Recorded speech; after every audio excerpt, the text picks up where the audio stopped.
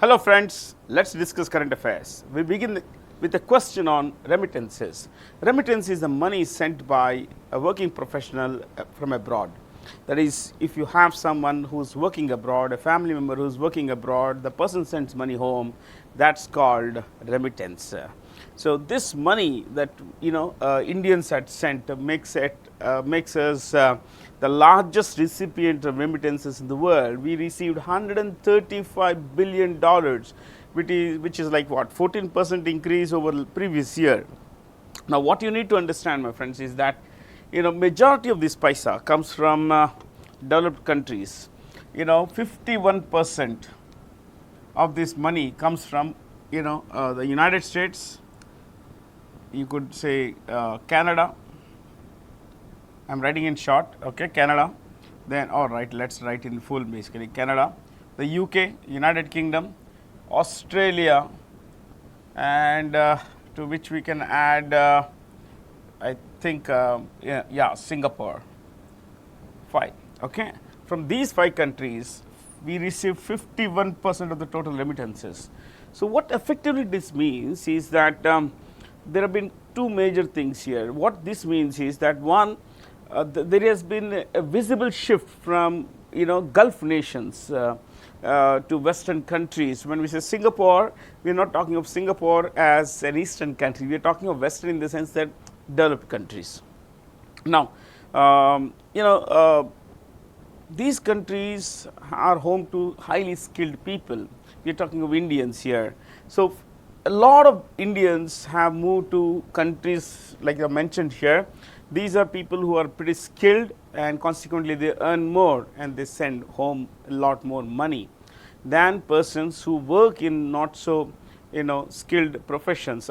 Basically they themselves not being very skilled, which would help them earn higher incomes.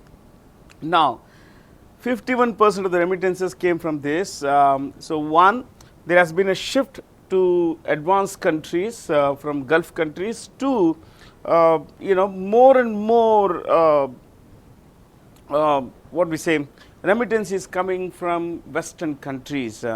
This also has broken the stranglehold that the Gulf nations like Saudi Arabia, Qatar, the United Arab Emirates, Bahrain has had on Indian remittances. So that's something about this remittances. Little more we could add is that Maharashtra, Tamil Nadu and Kerala received 51% of all remittances.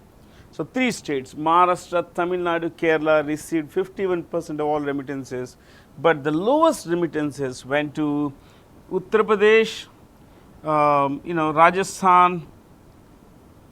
These earned less than 6% of remittances, to which you could add, in between you could add Bihar as well.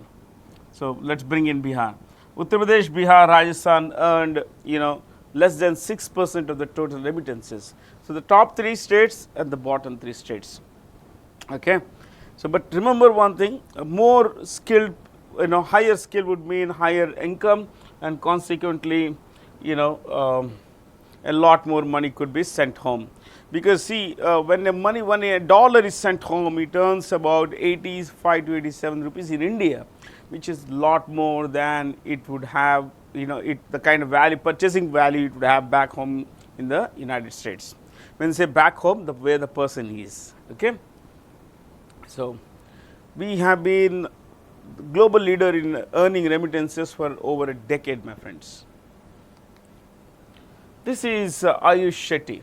He made history by winning, being the first Indian shuttler to win a World Badminton Federation, or Badminton World Federation World Tour title by winning the US Open. Now he won after having defeated, Brian Young. He defeated a Canadian called Brian Young. So in the final, he defeated Brian Young. Okay, this guy belonged to Canada. He belongs to Canada. Now in the women's singles final, there was a Indian finalist, but she lost. Unfortunately, she lost. So the winner was Bevan Chang of China, who beat Tanvi Sharma of India. Tanvi Sharma of India. Okay, Tanvi Sharma. So we got both men's singles as well as the women's singles. Okay, this Lakshya Sen, I looked up the ranking before walking into the studio for this discussion. I looked up his global ranking. He is the highest ranked, Indian on the global stage. He is ranked 18 as of today. 18. Ladies and gentlemen, we have a question about a new app that has been launched by the National Sample Survey, which is a division of the MOSPI, Ministry of Statistics and Program Implementation. It has launched GOI Starts, which is a mobile application that would help us access authentic government data regarding all development works and other stuff. So what exactly is a National Sample Survey? It's responsible for conduct of large scale sample surveys in diverse fields. What kinds of data can be collected? Most of this data comes through a larger picture, larger data exercise like socio-economic subjects, labor productivity or labor engagement, those kinds of surveys. Now, of course, this I mentioned is a part of the MOSPI, Ministry of Statistics and Program Implementation, headed by Rao Inderjit Singh. Rao Inderjit Singh. Okay.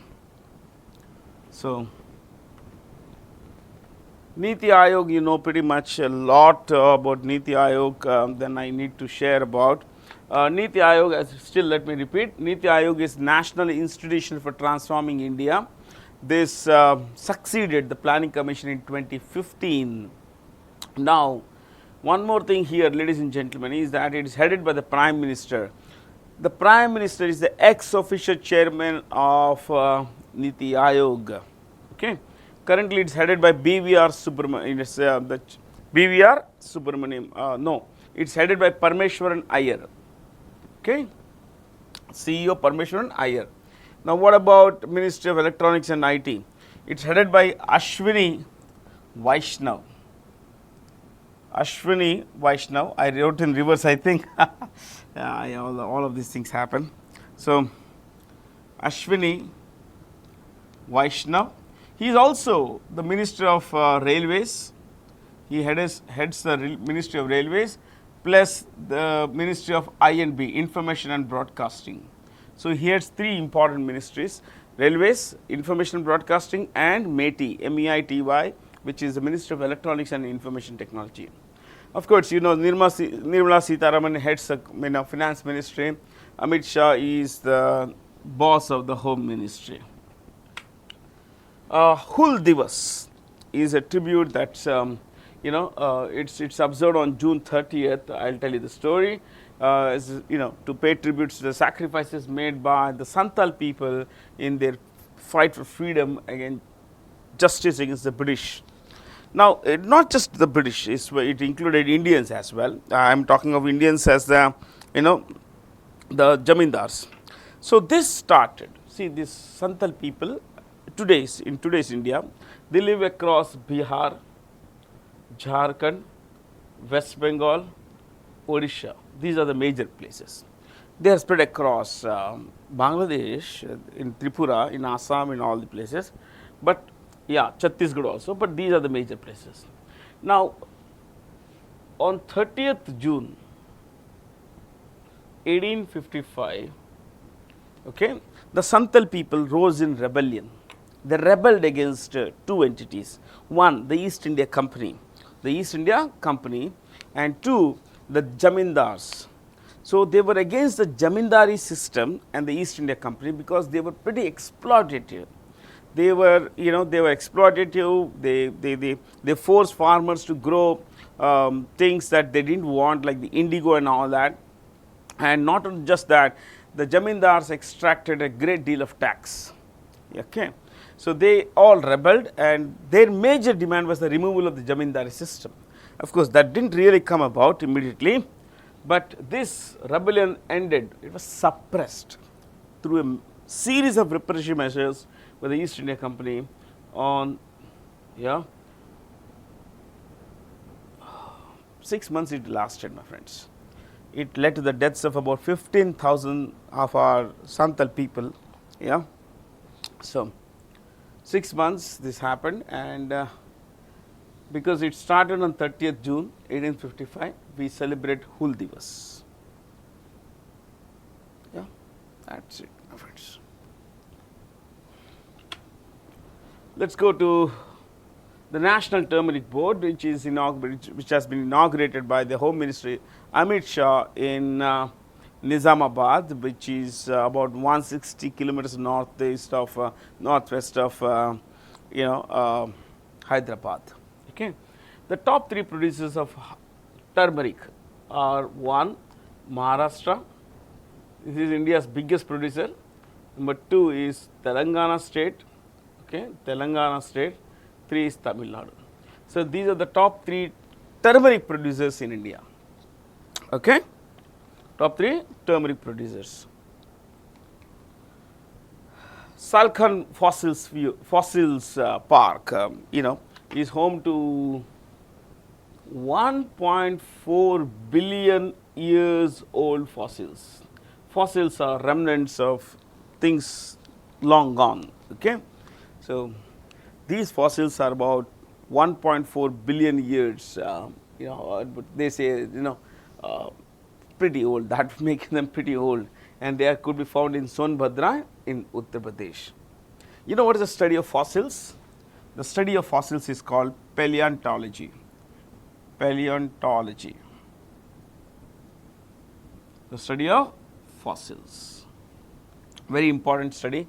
It helps us understand what things were like in the past, and of course date them as well. Meet Landon Norris. Ladies and gentlemen, this is Landon Norris. He is a Britisher. He comes from the UK, and he drives for McLaren. Okay. So as of today, he is trailing Oscar Piastri. Oscar Piastri is also British. This guy is currently leading the Formula 1 table, Formula 1 points table. Not much is separating them.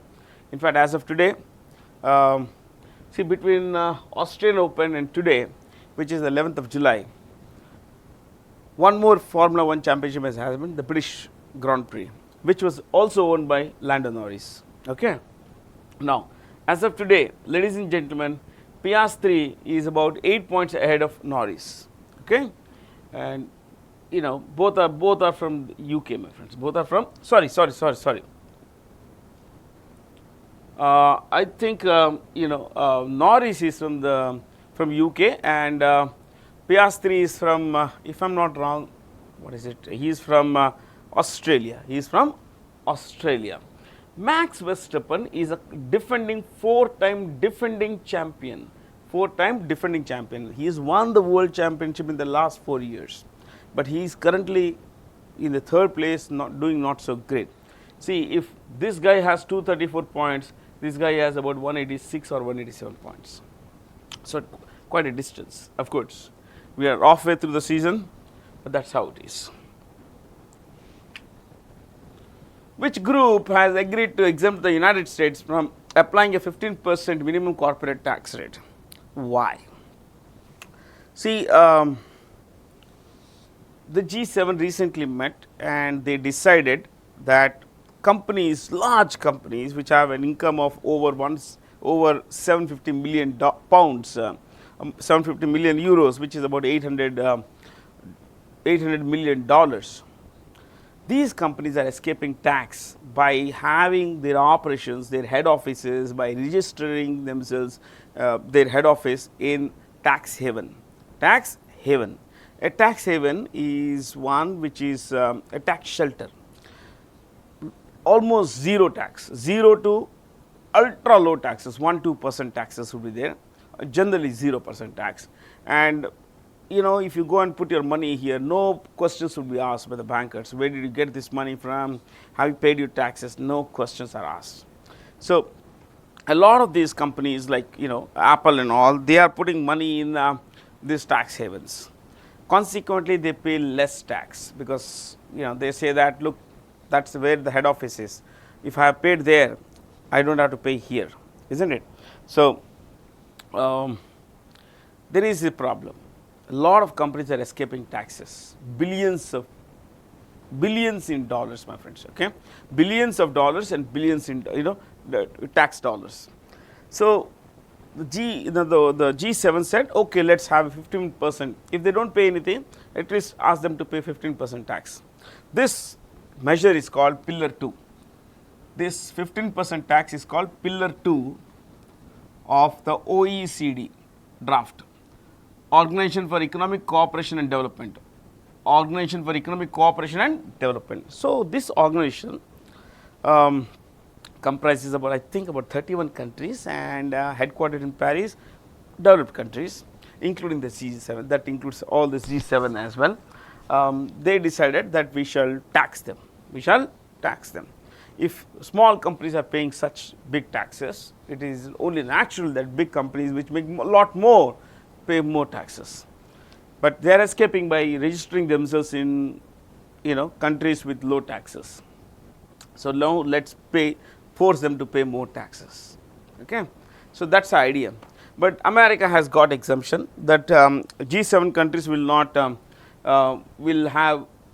has exempted the United States from applying this. So the US as of today won't apply this on their companies as of today. But there has been a growing cry, especially if you look at Joe Biden, the previous president, the Democrat president. He wanted the companies to pay tax, 15% tax. But Donald Trump is not in favor of that. Okay. Now we have often heard of the G20, the G7, the European Union. We have not, and we are quite familiar with Quad as well. What is the G7? G4. The group of 4 has 4 countries, as the number says. These 4 countries would be India, okay, Japan, Germany,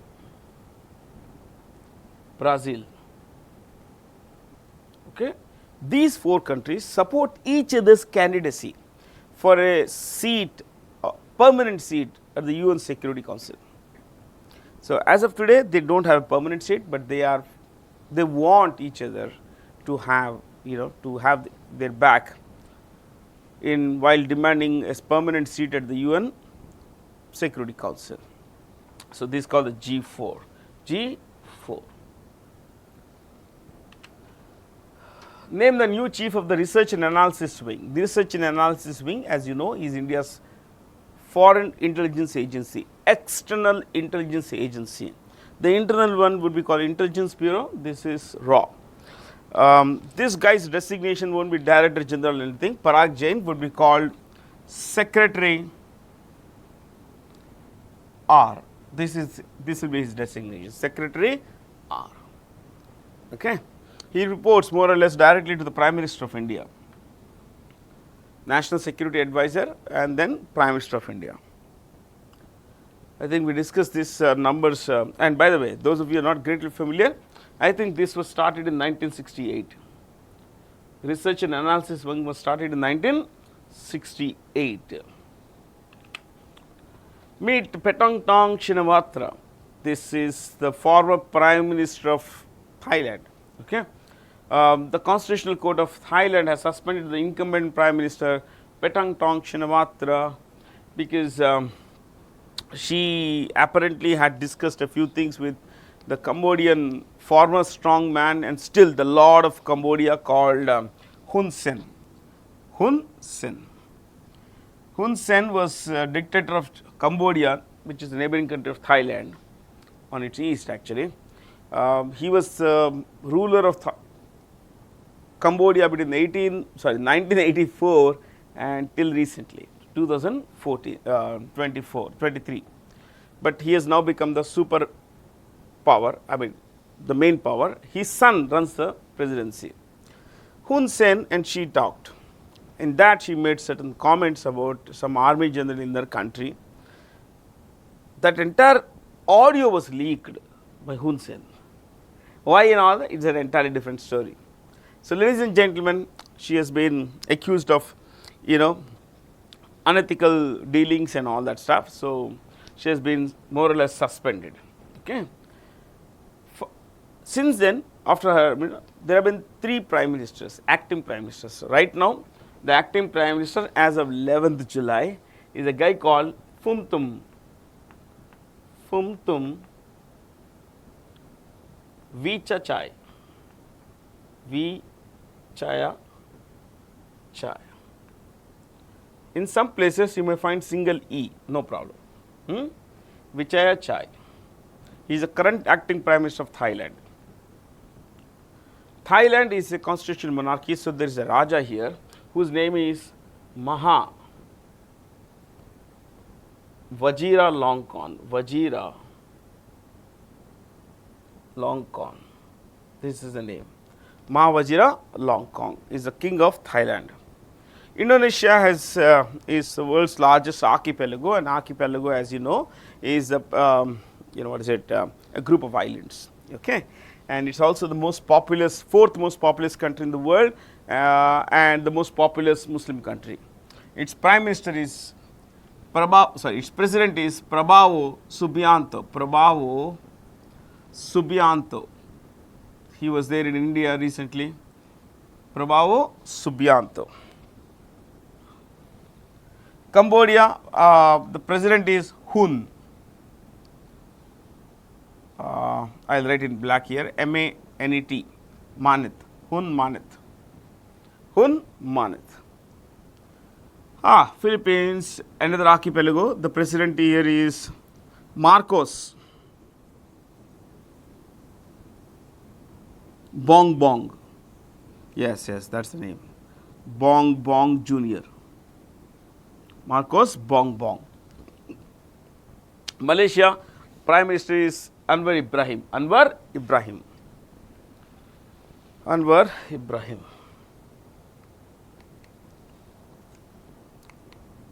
To deepen maritime cooperation in the Indo-Pacific, which group has launched its first ever Coast Guard at Sea Quad observer mission to boost maritime cooperation. Quad. The Quad comprises 4 countries, as you know. India. I think I'm touching this. India, United States, Japan, and Australia. These 4 countries have come together to form, they say that we need to come together to ensure that there is a rules based order in the Indo-Pacific, which China is challenging today. So,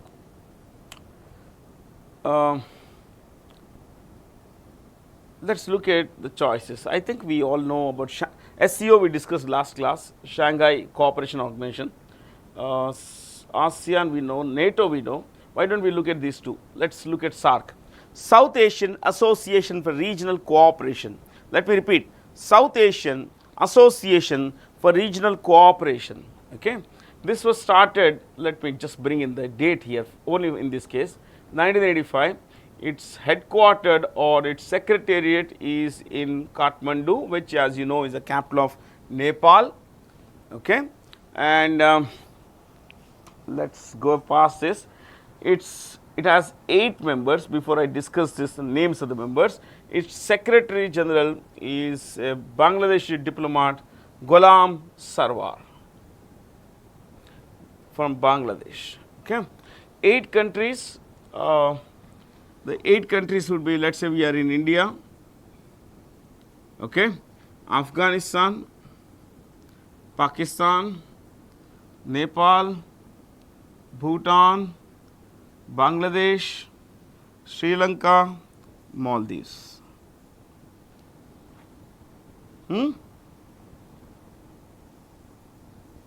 These are the members. See this. India, just around India, Afghanistan, Pakistan, Nepal, Bhutan, Bangladesh, Sri Lanka, Maldives, 8 members. That's about SAARC. ASEAN is South Asian Association for Regional Cooperation. South Asian Association for Regional I think I just stuck in SAARC. The SAARC. SAARC is South Asian Association for Regional Cooperation. ASEAN is Association of Southeast Asian Nations. Let me repeat, Association of Southeast Nations. See, this Association of Southeast Asian Nations, I think was started in 1967. Though I had mentioned that I would not mention the year, I would not repeat, say anything about the year. I think it was established in 1967. It has 10 members. 10 members. Okay. We have, we can look at it this way. Myanmar, I think you don't really require these numbers, but anyway, since I have mentioned this, I will take you there. Okay. Myanmar, Thailand, Cambodia, Laos, Vietnam, Philippines,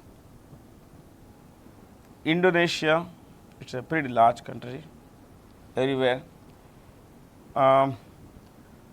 Singapore, Brunei, it is a tiny place, and Malaysia. How many have come? 1, 2, 3, 4, 5, 6, 7, 8, 9, 10. 10 have come. Yeah? That should be fine, my friends. So, geographically I have placed them, nothing more than that. Which space agency has launched a dual purpose satellite named Greenhouse Gas and Water Cycle Observation Satellite? JAXA has done this, yes, and look at what does it say. The mission will aid in understanding of rate of climate change. It's that climate is changing, but what rate? What's the pace? What's the pace? At the rate of climate change by monitoring greenhouse gases in the atmosphere, GHGs, as well as it will also enhance, raise our understanding of what is essential of the water cycle, because without water cycle, the life on earth cannot sustain. So, that is the purpose of this satellite, my friends. Okay. According to the IEP, Global Peace Index, which country continues to lead its position as the world's most peaceful country? All 5, okay, in the same order. World's most peaceful country, Iceland. Second, Ireland. Third, New Zealand. Fourth, Austria. Fifth, what is that? Switzerland. Okay, these are neighbors. World's most peaceful countries. Bottom 3 would be, they ranked 163 countries. Okay, 163. They said most violent is Russia, least peaceful is Russia. 162 is Ukraine. Don't you think it should be reversed? 161 is there is one African country. 161 Sudan. These are the 3 most violent countries in the world, least peaceful countries, and India's rank was 115. This is India, 115. Okay. See, why I told you why we should not trust these rankings, because recently on the global hunger index, Zimbabwe was ranked 104th or something, 104th or 100 something. And India was ranked about 111, something like that. Means Zimbabwe was ranked better off, it was better off than India when it came to hunger management. And recently India sent 1,000 tons of wheat to Zimbabwe. So, which is better off? So, this is the problem with these rankings. The 2025 Wimbledon Championship is underway. Apart from Wimbledon, which of the following is part of the Grand Slams in tennis? The year starts with Australia, typically in January. French Open, May, April, May. Wimbledon now, July, June, July. And US Open, I think, is in September. Is in September. It is in, it's in September. So, these are the 4. A person who wins all the 4 in a single calendar year is said to have achieved a Grand Slam. Grand Slam.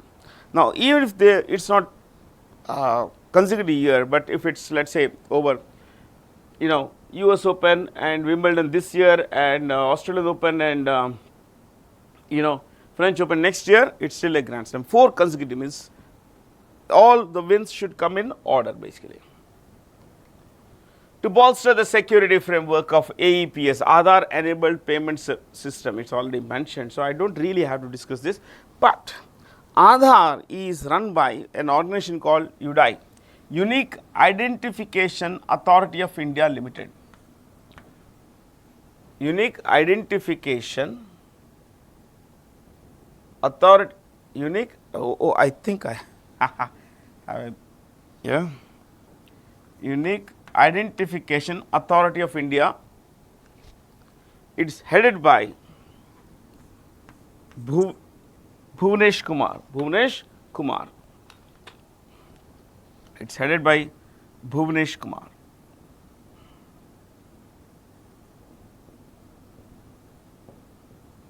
Yeah, he is the CEO, Bhuvanesh Kumar. Which African country has launched a climate resilient wheat initiative in collaboration with India's Arima Farms and CSIR. CSIR is Center for Council for Scientific and Industrial Relations. Council for Scientific and Industrial Relations. Now, Ghana has done this. Ghana is a tiny country. You can actually look at it here. Yeah, here. This is Ghana. This one.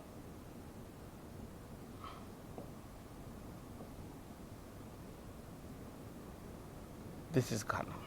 Okay, it's the world's second largest producer of cocoa. Okay, which is the largest? The largest producer is Ivory Coast. This is Ivory Coast. You see this here? This is the largest producer of cocoa, and this is the second. Number 2, number 1. Now, Ghana's capital is Accra. Its president is John Mahama. His full name is John Mahama Dramani, but you could write this John Mahama. John Mahama. Okay.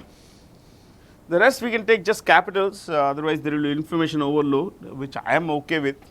Nigeria, this is Nigeria, the most populous country in Africa.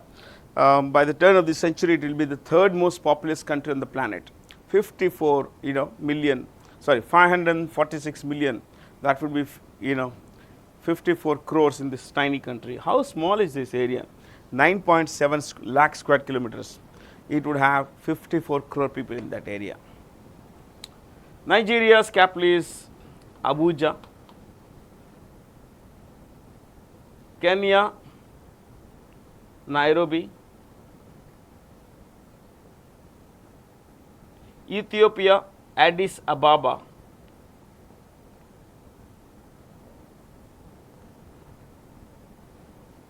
Tanzania, you see, this is Tanzania.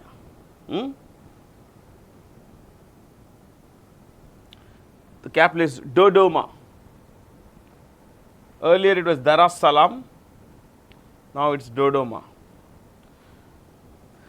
The Tanzanian president Samia Suluhu was in India recently.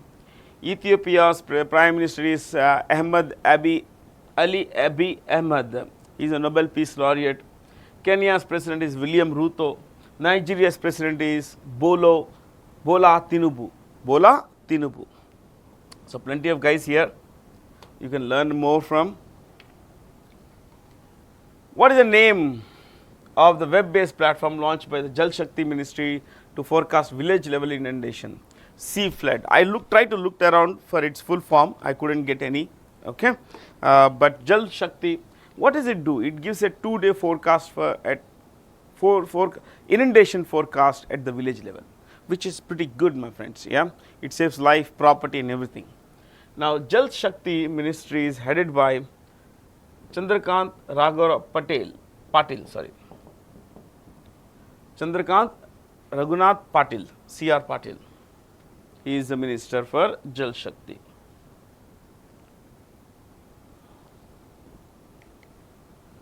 Which framework is being launched by the Ministry of Coal headed by Kishan Reddy? Kishan Reddy.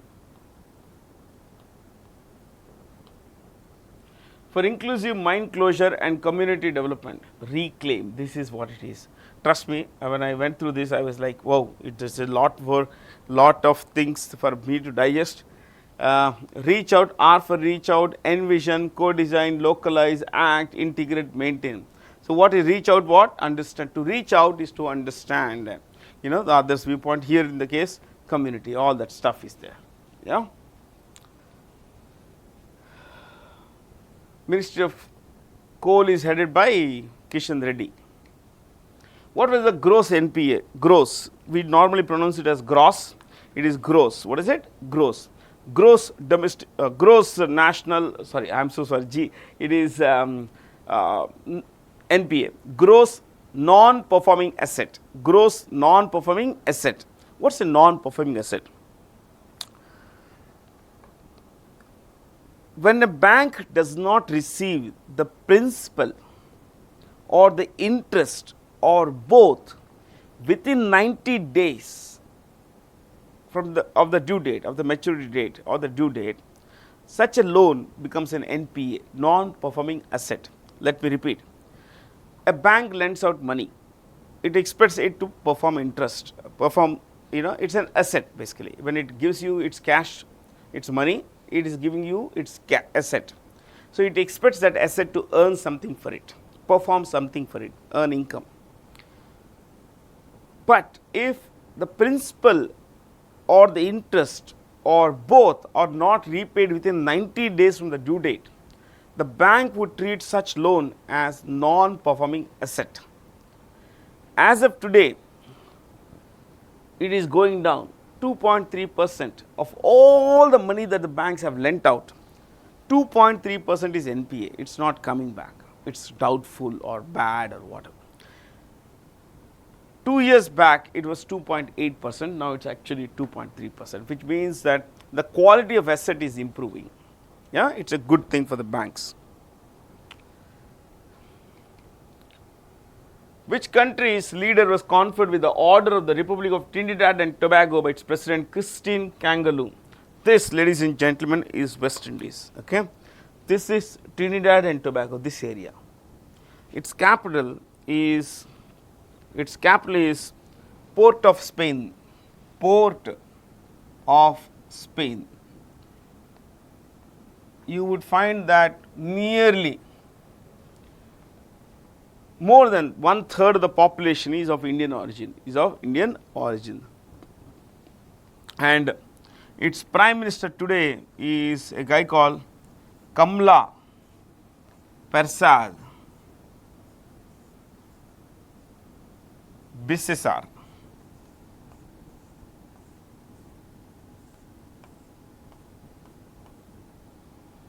Kamla Prasad Bisesar.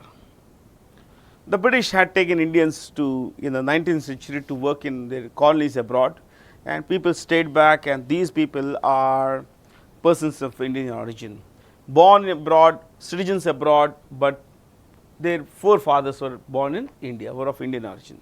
So that's how it is. That's the capital of Port of Spain.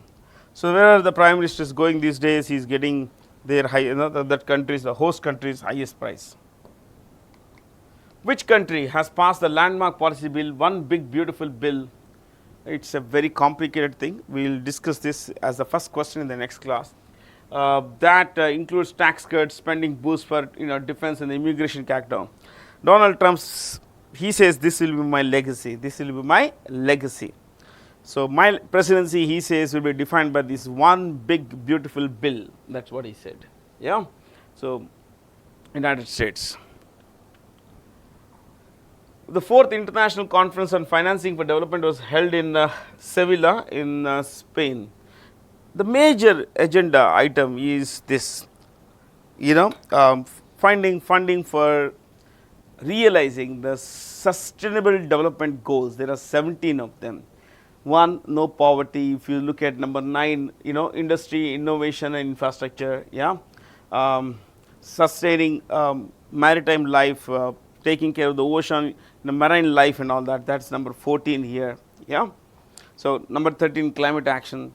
So, things were going okay till COVID happened. So, a lot of things got reversed. Who became the first Indian actress to be awarded a star on Hollywood Walk of Fame? Hollywood has this area where, which is a kind of T shape basically. It's a 2.1 square kilometer area, a 2.1 kilometer length area, and as of today there are 2,813, can you believe this, stars, and this is the first time an Indian actress has got one, Deepika Padukone. Yeah.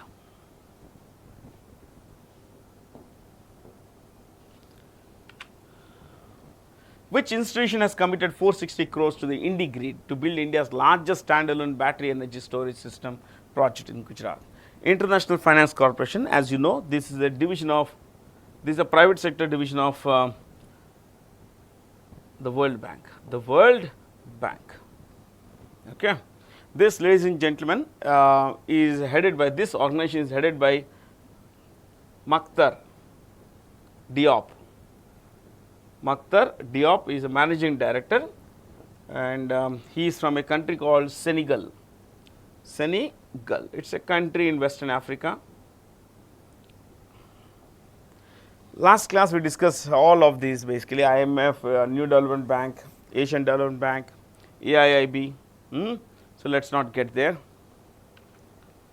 Under a new undersea surveillance project, pact rather, India has begun a 3-year joint research project aimed at enhancing early detection and tracking of submarines and autonomous underwater vehicles with Australia.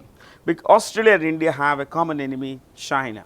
So, we are greatly worried about what the Chinese are doing in the, in the South China Sea, in the Andaman, in the, the Indian Ocean. So, consequently, both countries having a common enemy have come together to build, to deepen maritime cooperation, to build, to deepen defense cooperation, and this is a step in that direction. Okay. So, is anything else? Not really. Fair? That's all from me. Have a lot of fun. Thank you for being here. Stay curious.